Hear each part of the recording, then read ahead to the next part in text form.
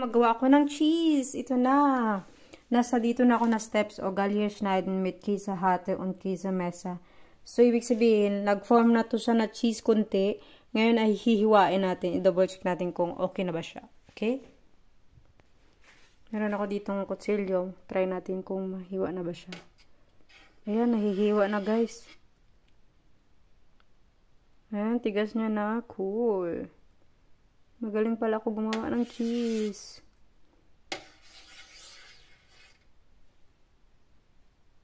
Ganyan daw hiwa-hiwain. Dapat sa ilalim pa. Wala, ang ganda. Ganda niya. Oh my God. Sa ilalim, hiwain din natin mamaya. Tapos, pag nahiwa mo na to siya, waiting ulit tayo ng another 20 minutes.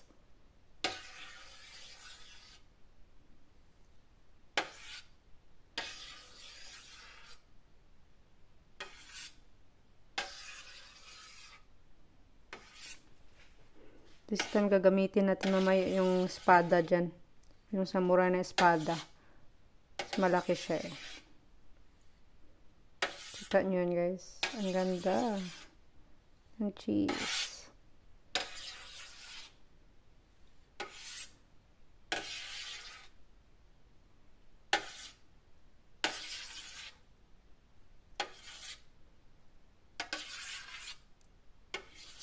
So, ganyan. Ayan lang muna natin. So, ayan guys. Kinuha ko yung espada. So, hindi nalaglag yung cellphone. Ito yung espada. Hinugasan ko na siya. Ngayon, ay hiwain natin ng gamit ng espada. Para mahiwa talaga natin sa pinakailalim. Hangga siya.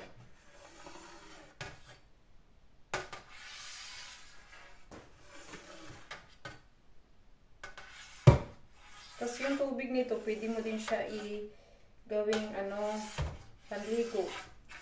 Or pwede sa paa. Ang foot bath.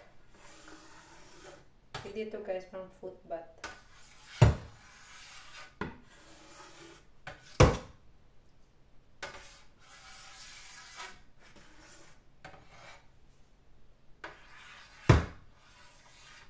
Bangga siya.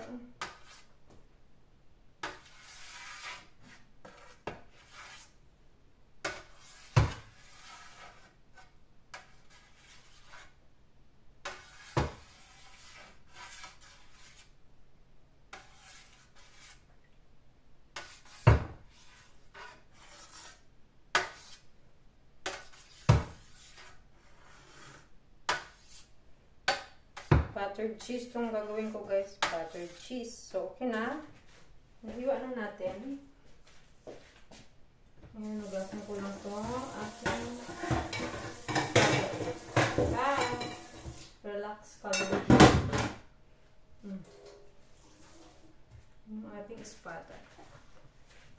Okay, nahiwa na natin. Balikan natin yan mamaya guys. Hit daw at after ng galage. Nahiwa na natin. Hintay tayo ng 15 to 20 minutes. Tapos, makikita na daw yung molke. Send lang samsik ba? Kikita daw itong tubig na to. Yung yellow.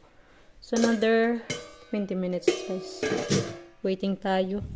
Okay.